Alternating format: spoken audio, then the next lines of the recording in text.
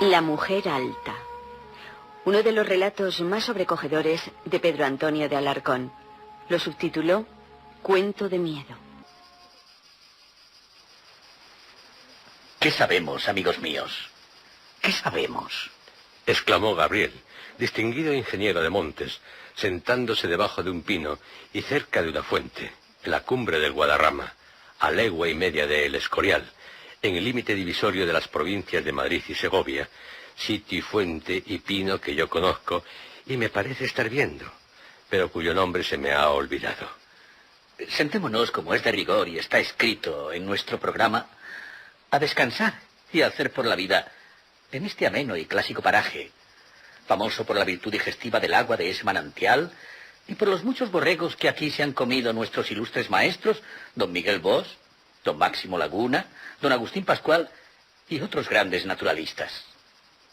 Os contaré una rara y peregrina historia en comprobación de mi tesis, reducida a manifestar, aunque me llaméis oscurantista, que en el globo terráqueo ocurren todavía cosas sobrenaturales. Esto es, cosas que no caben en la cuadrícula de la razón, de la conciencia, ni de la filosofía, tal y como hoy se entienden o no se entienden, semejantes palabras, palabras y palabras, como diría Hamlet. Enderezaba Gabriel este pintoresco discurso a 5 sujetos de diferente edad, pero ninguno joven, y solo uno, entrado ya en años, también ingeniero de montes 3 de ellos, pintor del cuarto y un poco literato el quinto, todos los cuales habían subido con el orador, que era el más pollo, en sendos burros de alquiler, desde el real sitio de San Lorenzo, a pasar aquel día herborizando en los hermosos pinares de peregrinos, cazando mariposas por medio de mangas de tul, cogiendo coleópteros rados bajo la corteza de los pinos enfermos y comiéndose una carga de víveres fiambres pagados a escote. Sucedía esto en 1875, y era en el rigor del estío. No recuerdo si el día de Santiago o el día de San Luis. Inclínome a creer que el de San Luis. Como quiera que fuese, gozábase en aquellas alturas de un fresco delicioso, y el corazón, el estómago y la inteligencia funcionaban allí mejor que en el mundo social y la vida ordinaria. Sentado que subieron los 6 amigos, Gabriel continuó hablando de esta manera. Creo que no me tacharéis de visionario. Por fortuna o desgracia mía, soy, digámoslo así, un hombre a la moderna, nada supersticioso, y tan positivista como el que más. Bien que incluya entre los datos positivos de la naturaleza todas las misteriosas facultades y emociones de mi alma en materias de sentimiento. Pues bien, a propósito de fenómenos sobrenaturales o extranaturales, oíd lo que yo he oído y ved lo que yo he visto, aun sin ser el verdadero héroe de la singularísima historia que voy a contar. Decidme enseguida qué explicación terrestre, física, natural, o como queramos llamarla, puede darse a tan maravilloso acontecimiento. El caso fue como sigue. A ver, echad una gota que ya se habrá refrescado el pellejo dentro de esa bullidora y cristalina fuente, colocada por Dios en esa pinífera cumbre para enfriar el vino de los botánicos.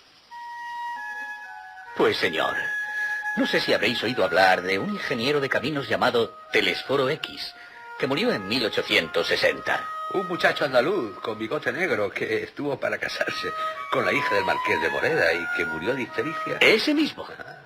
Pues bien, mi amigo Telesforo, medio año antes de su muerte, era todavía un joven brillantísimo, como se dice ahora. Guapo, fuerte, animoso, con la aureola de haber sido el primero de su promoción en la Escuela de Caminos y acreditado ya en la práctica por la ejecución de notables trabajos. Disputábanselo varias empresas particulares en aquellos años de oro de las obras públicas. Y también se lo disputaban las mujeres para casar o mal casadas, y por supuesto las viudas impenitentes. Y entre ellas alguna muy buena moza que... Bueno, pero la tal viuda no viene ahora a cuento, pues a quien Telesforo quiso con toda formalidad fue a su citada novia, la pobre Joaquinita Moreda. Y el otro no pasó de ser un amorío puramente usufructuario. Señor don Gabriel, al orden. Sí, voy al orden. Pues ni mi historia ni la controversia pendiente se prestan a chanzas ni donaires. Juan, écheme otro medio vaso. Bueno está de verdad ese vino. Con qué atención y poneos serios. que ahora comienza lo luctuoso. Sucedió, como sabéis lo que la conocisteis, que Joaquinita murió de repente en los baños de Santa Águeda, al fin del verano de 1859. Hallábame yo en Po cuando me dieron la triste noticia, que me afectó muy especialmente por la íntima amistad que me unía a Telesforo. A ella solo le había hablado una vez, en casa de su tía, la generala López, y por cierto que aquella palidez azulada, propia de las personas que tienen un aneurisma, me pareció desde luego indicio de mala salud. Pero en fin, la muchacha valía cualquier cosa por su distinción, hermosura y garbo. Y como además era hija única de título, y de título que llevaba anejos algunos millones, conocí que mi buen matemático estaría inconsolable. Por consiguiente, no bien me hallé de regreso en Madrid, a los 15 o 20 días de su desgracia, fui a verlo una mañana muy temprano a su elegante habitación de mozo de casa abierta y bufete de oficina, calle del Lobo. No recuerdo el número, pero sé que era muy cerca de la carrera de San Jerónimo. Contristadísimo, bien que grave y en apariencia dueño de su error, estaba el joven ingeniero trabajando ya aquella hora con sus ayudantes en no sé qué proyecto de ferrocarril y vestido de riguroso luto. Abrazóme estrechísimamente y por largo rato, sin lanzar ni el más leve suspiro. Dio enseguida algunas instrucciones sobre el trabajo pendiente a uno de sus ayudantes y condújome, en fin, a su despacho particular, situado al extremo opuesto de la casa, diciéndome por el camino con acento lúgubre y sin mirarme: Mucho me alegro de que hayas venido. Varias veces te he echado de menos en el estado en que me hallo. Ocúrreme una cosa muy particular y extraña, que solo un amigo como tú podría oír, sin considerarme imbécil o loco, y acerca de la cual necesito oír alguna opinión serena y fría, como la ciencia. No temas en manera alguna que vaya a angustiarte describiéndote el dolor que me aflige, y que durará tanto como mi vida. ¿Para qué? Tú te lo figurarás fácilmente a poco que entiendas las cuitas humanas, y yo no quiero ser consolado ni ahora, ni después, ni nunca. De lo que voy a hablar, con la detención que requiere el caso, o sea, tomando el asunto desde su origen, es de una circunstancia horrenda y misteriosa que ha servido como de agüero infernal a esta desventura y que tiene conturbado mi espíritu hasta un extremo que te dará espanto. Habla. Respondí yo, comenzando a sentir, en efecto, no sé qué arrepentimiento de haber entrado en aquella casa al ver la expresión de cobardía que se pintó en el rostro de mi amigo. Suspiró, enjugándose la sudorosa frente. No sé si por fatalidad innata de mi imaginación o por vicio adquirido al oír alguno de aquellos cuentos de vieja con que tan imprudentemente se asusta a los niños en la cuna. El caso es que desde mis tiernos años no hubo cosa que me causase tanto horror y susto, ya me lo figurara mentalmente, ya me la encontrase en realidad, como una mujer sola, en la calle, a altas horas de la noche. Te consta que nunca he sido cobarde. Me batí en duelo, como cualquier hombre decente, cierta vez que fue necesario, y recién salido de la escuela de ingenieros, cerré a palos y a tiros en despeñaperros a mis sublevados peones hasta que los reduje a la obediencia. Toda mi vida, en Jaén, en Madrid y en otros varios puntos, he andado a deshora por la calle, solo, sin armas, atento únicamente al cuidado amoroso que me hacía velar, y si por acaso he topado con bultos de mala catadura, fueran ladrones o simples perdonavidas, a ellos les ha tocado huir o echarse a un lado, dejándome libre el mejor camino. Pero si el bulto era una mujer sola, parada o andando, y yo iba también solo, y no veía más alma viviente por ningún lado, entonces, ríete si se te antoja, pero créeme, poníaseme carne de gallina. Vagos temores asaltaban mi espíritu. Pensaba en almas del otro mundo, en seres fantásticos, en todas las invenciones supersticiosas que me hacían reír en cualquier otra circunstancia, y apretaba el paso, o me volvía atrás, sin que ya se me quitara el susto, ni pudiera distraerme ni un momento hasta que me veía dentro de mi casa. Una vez en ella, echábame también a reír y avergonzábame de mi locura, sirviéndome de alivio el pensar que no la conocía nadie. Allí me daba cuenta fríamente de que, pues yo no creía en duendes, ni en brujas, ni en aparecidos, nada había debido temer de aquella flaca hembra, a quien la miseria, el vicio o algún accidente desgraciado tendrían a tal hora fuera de su hogar, y a quien mejor me hubiera estado ofrecer auxilio, por si lo necesitaba, o dar limosna si me lo pedía. Repetíase con todo la deplorable escena cuantas veces se me presentaba otro caso igual.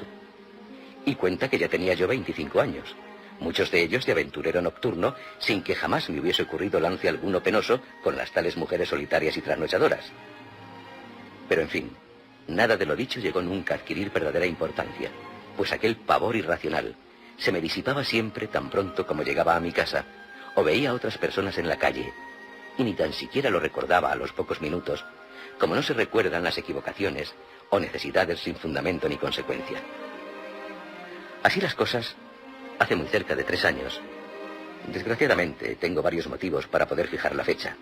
La noche del 15 al 16 de noviembre del año 1857, volvía yo a las 3 de la madrugada a aquella casita de la calle de Jardines, cerca de la calle de la Montera, en que recordarás viví por entonces. Acababa de salir, a hora tan avanzada, y con un tiempo feroz de viento y frío, no de ningún nido amoroso, sino de... te lo diré, aunque te sorprenda, de una especie de casa de juego, no conocida bajo este nombre por la policía, pero donde ya se habían arruinado muchas gentes, y a la cual me habían llevado a mí aquella noche por primera y última vez. Sabes que nunca he sido jugador. Entré allí engañado por un mal amigo, en la creencia de que todo iba a reducirse a trabar conocimiento con ciertas damas elegantes, de virtud equívoca, sobre pretexto de jugar algunos maravedises al enano en mesa redonda con faldas de bayeta. Y el caso fue que a eso de las 12 comenzaron a llegar nuevos tertulios que venían del Teatro Real o de los salones verdaderamente aristocráticos y mudoso de juego, y salieron a relucir monedas de oro, después billetes y luego bonos escritos con lápiz, y yo me enfrasqué poco a poco en la selva oscura del vicio, llena de fiebres y tentaciones, y perdí todo lo que llevaba y todo lo que poseía, y aún quedé debiendo un dineral, con el pagaré correspondiente, es decir, que me arruiné por completo, y que sin la herencia y los grandes negocios que tuve enseguida, mi situación hubiera sido muy angustiosa y apurada.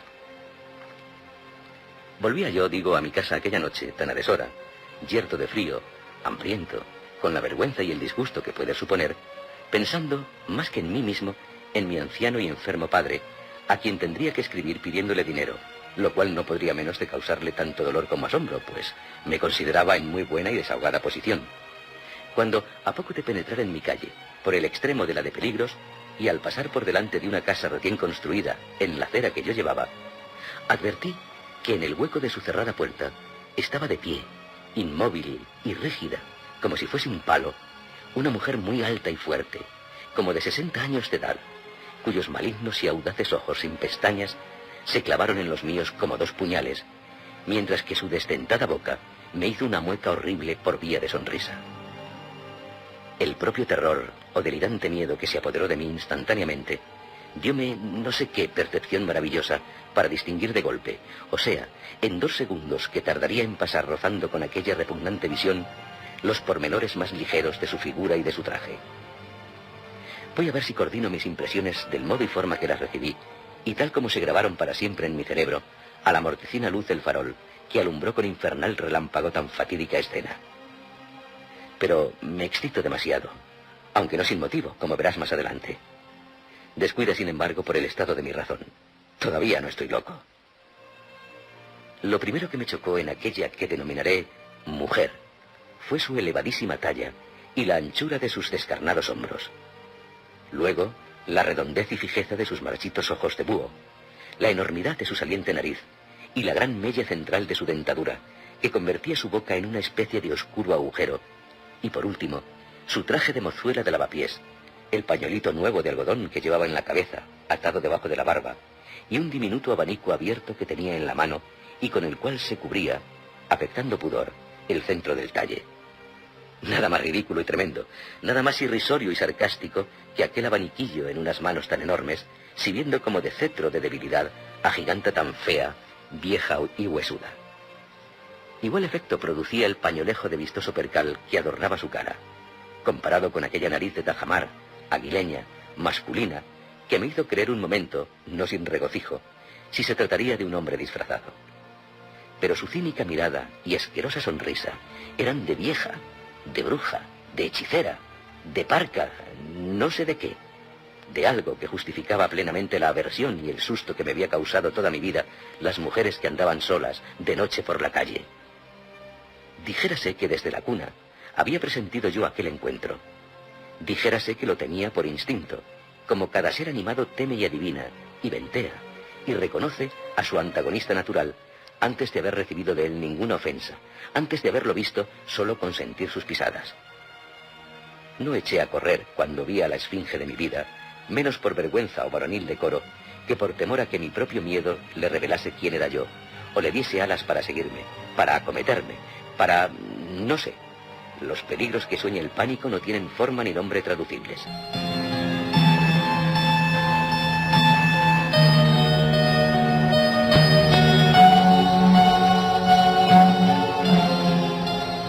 Mi casa estaba al extremo opuesto de la prolongada y angosta calle en la que me hallaba yo solo, enteramente solo, con aquella misteriosa estantigua a quien creía capaz de aniquilarme con una palabra. ¿Qué hacer para llegar hasta allí?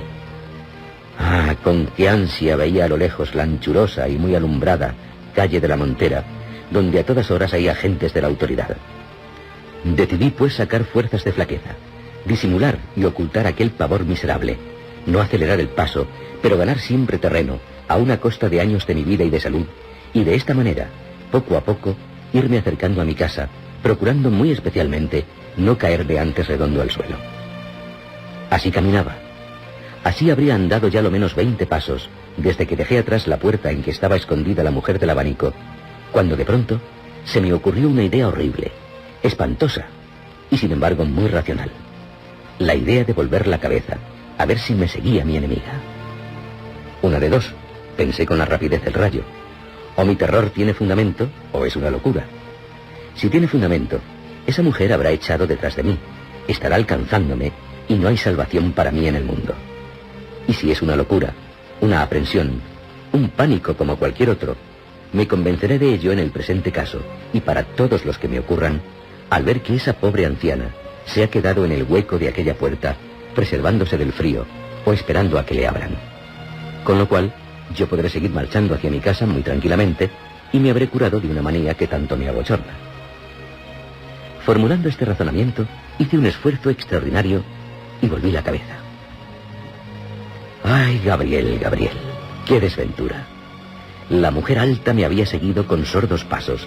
Estaba encima de mí, casi me tocaba con el abanico, casi asomaba su cabeza sobre mi hombro. ¿Por qué? ¿Para qué, Gabriel mío? ¿Era una ladrona? ¿Era efectivamente un hombre disfrazado? ¿Era una vieja irónica que había comprendido que le tenía miedo? ¿Era el aspecto de mi propia cobardía? ¿Era el fantasma burlón de las decepciones y deficiencias humanas? Interminable sería decirte todas las cosas que pensé en un momento. El caso fue que di un grito y salí corriendo como un niño de 4 años que juzga ver el coco y que no dejé de correr hasta que desemboqué en la calle de la Montera. Una vez allí, se me quitó el miedo como por ensalmo. Y eso que la calle de la Montera estaba también sola. Volví pues la cabeza hacia la de Jardines, que enfilaba en toda su longitud y que estaba suficientemente alumbrada por sus 3 faroles y por un reverbero de la calle de Peligros para que no me pudiese oscurecer la mujer alta si por acaso había retrocedido en aquella dirección. Y vive el cielo que no la vi parada, ni andando, ni en manera alguna. Con todo, guardéme muy bien de penetrar de nuevo en mi calle. Esa bribona, me dije, se habrá metido en el hueco de otra puerta. Pero mientras sigan alumbrando los faroles, no se moverá sin que yo lo note desde aquí. En esto vi aparecer a un sereno por la calle del Caballero de Gracia, y lo llamé sin desviarme de mi sitio. Díjele, para justificar la llamada y excitar su celo, que en la calle de Jardines había un hombre vestido de mujer, que entrase en dicha calle por la de Peligros, a la cual debía dirigirse por la de la aduana, que yo permanecería quieto en aquella otra salida, y que con tal medio no podía escapársenos el que a todas luces era un ladrón o un asesino. Obedeció el sereno, tomó por la calle de la aduana, y cuando yo vi avanzar su farol por el otro lado de la de Jardines, penetré también en ella resueltamente. Pronto nos reunimos en su promedio, sin que ni el uno ni el otro hubiésemos encontrado a nadie, a pesar de haber registrado puerta por puerta. ¿Se habrá metido en alguna casa? Eso será, respondí yo abriendo la puerta de la mía, con firme resolución de mudarme a otra calle al día siguiente. Pocos momentos después, hallábame dentro de mi cuarto tercero, cuyo picaporte llevaba también siempre conmigo, a fin de no molestar a mi buen criado José. Sin embargo, Este me aguardaba aquella noche.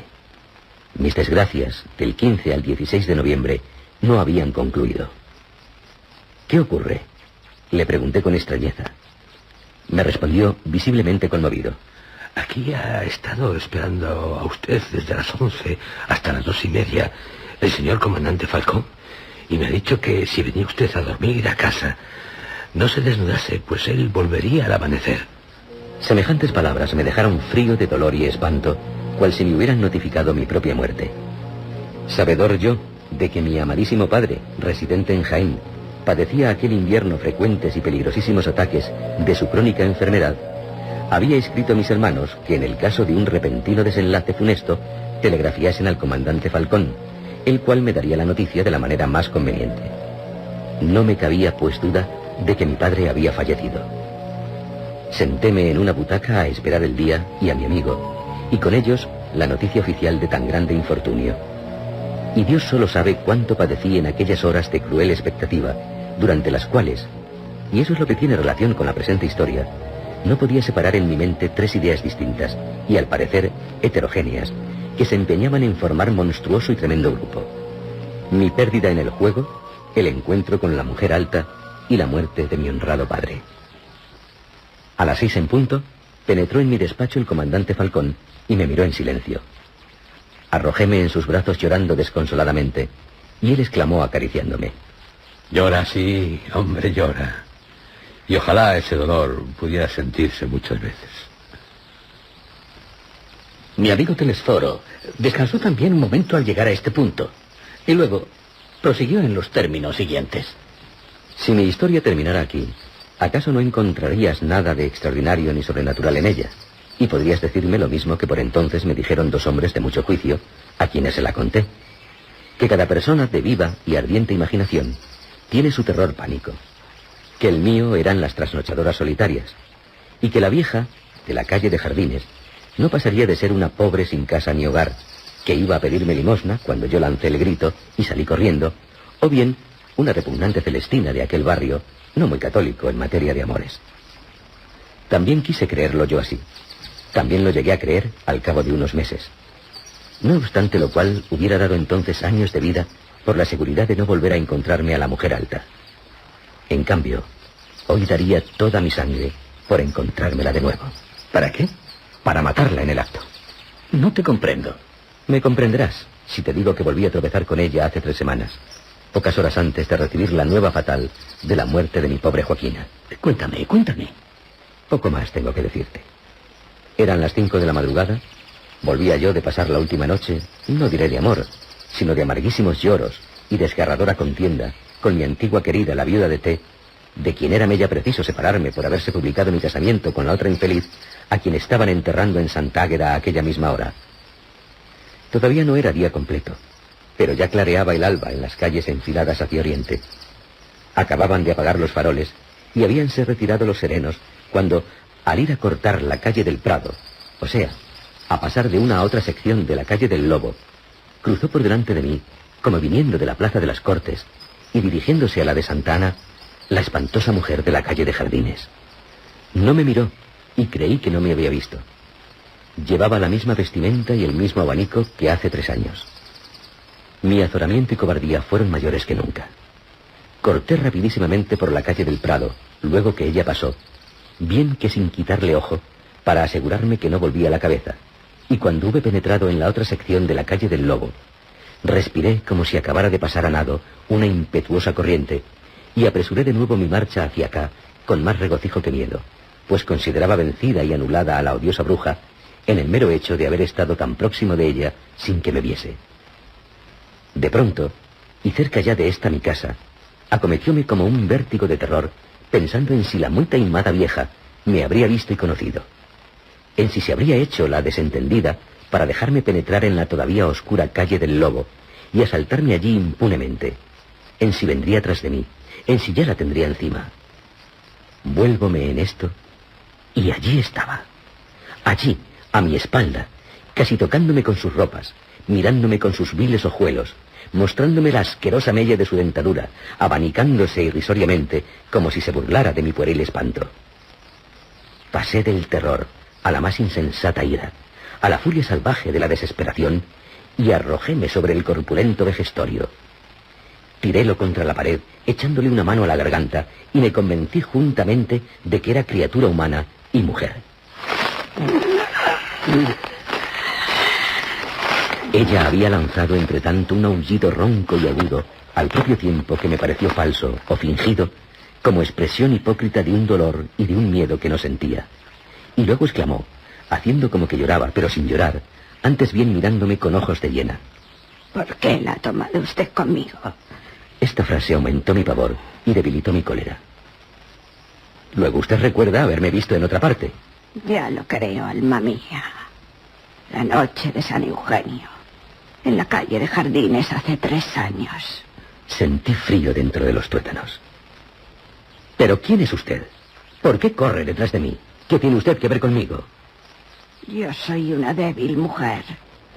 Usted me odia y me teme sin motivo. Y si no, dígame usted, señor caballero, ¿por qué se asustó de aquel modo la primera vez que me vio? Porque la aborrezco a usted desde que nací. Porque es usted el demonio de mi vida. De modo que usted me conocía hace mucho tiempo. Pues mira, hijo, yo también a ti. ¿Usted me conocía? ¿Desde cuándo? Desde antes que nacieras. Y cuando te vi pasar junto a mí hace 3 años, me dije a mí misma: este es. Pero, ¿quién soy yo para usted? ¿Quién es usted para mí? ¡El demonio!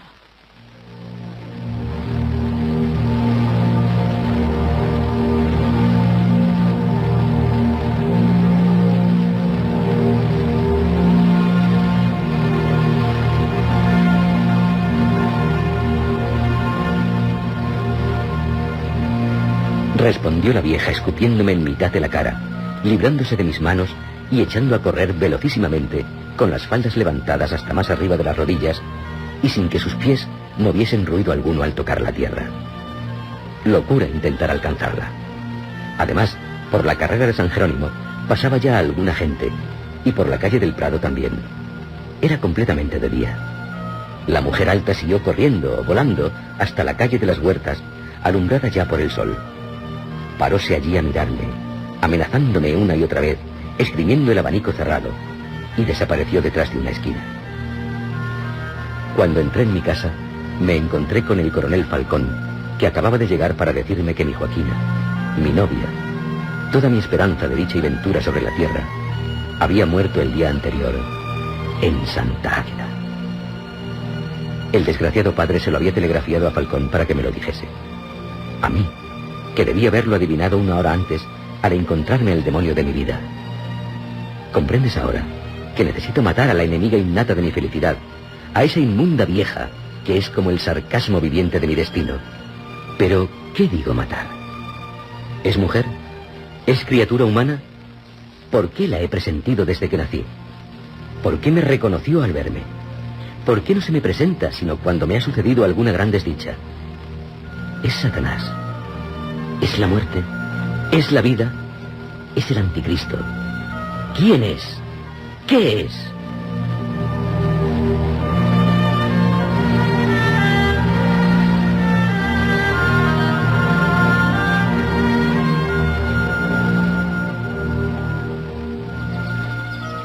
Os hago gracia, mis queridos amigos, de las reflexiones y argumentos que emplearía yo para ver de tranquilizar a Telesforo. Pues son los mismos, mismísimos, que estáis vosotros preparando ahora para demostrarme que en mi historia no pasa nada sobrenatural o sobrehumano. Vosotros diréis más. Vosotros diréis que mi amigo estaba medio loco, que lo estuvo siempre, que cuando menos padecía la enfermedad moral llamada por unos terror pánico y por otros delirio emotivo. Que aun siendo verdad todo lo que se refería acerca de la mujer alta, habría que atribuirlo a coincidencias casuales de fechas y accidentes. Y en fin, que aquella pobre vieja podía también estar loca, o ser una ratera, o una mendiga, o una zurcidora de voluntades. Como se dijo a sí propio el héroe de mi cuento, en un intervalo de lucidez y buen sentido. Admirable suposición, sí. Pues escuchad todavía unos momentos y veréis que yo me equivoqué entonces, como vosotros os equivocáis ahora. El que, desgraciadamente, no se equivocó fue Telesforo. Ay, es mucho más fácil pronunciar la palabra locura que hallar explicación a ciertas cosas que pasan en la Tierra. Habla. Voy allá. Y esta vez, por ser ya la última, reanudaré el hilo de mi historia sin beberme antes un vaso de vino. A los pocos días de aquella conversación con Telesforo, fui destinado a la provincia de Albacete en mi calidad de ingeniero de montes.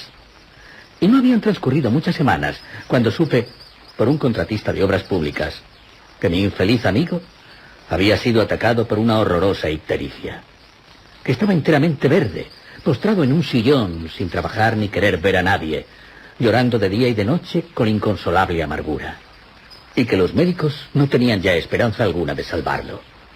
Comprendí entonces por qué no contestaba mis cartas, y hube de reducirme a pedir noticias suyas al coronel Falcón, que cada vez me las daba más desfavorables y tristes. Después de 5 meses de ausencia, regresé a Madrid el mismo día que llegó el parte telegráfico de la batalla de Tetuán. Me acuerdo como de lo que hice ayer. Aquella noche compré la indispensable correspondencia de España y lo primero que leí en ella fue la noticia de que Telesforo había fallecido y la invitación a su entierro para la mañana siguiente. Comprenderéis que no falté a la triste ceremonia. Al llegar al cementerio de San Luis, a donde fui en uno de los coches más próximos al carro fúnebre, llamó mi atención una mujer del pueblo, vieja y muy alta, que se reía impíamente al ver bajar el féretro y que luego se colocó en ademán de triunfo delante de los enterradores, señalándoles con un abanico muy pequeño la galería que debían seguir para llegar a la abierta y ansiosa tumba.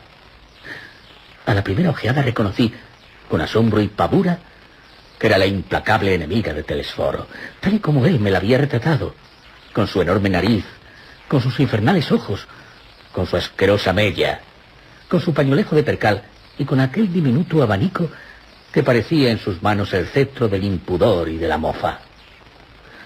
Instantáneamente reparó en que yo la miraba y fijó en mí la vista de un modo particular, como reconociéndome, como dándose cuenta de que yo la reconocía, como enterada de que el difunto me había contado las escenas de la calle Jardines y de la del Lobo, como desafiándome, como declarándome heredero del odio que había profesado a mi infortunado amigo. Confieso que entonces mi miedo fue superior a la maravilla que me causaban aquellas nuevas coincidencias o casualidades. Veía patente que alguna relación sobrenatural anterior a la vida terrena había existido entre la misteriosa vieja y Telesforo. Pero en tal momento solo me preocupaba mi propia vida, mi propia alma, mi propia aventura, que correría en peligro si llegaba a heredar semejante infortunio. La mujer alta se echó a reír y me señaló ignominiosamente con el abanico, cual si hubiese leído en mi pensamiento y denunciase al público mi cobardía. Yo tuve que apoyarme en el brazo de un amigo para no caer al suelo, y entonces ella hizo un ademán compasivo, desdeñoso.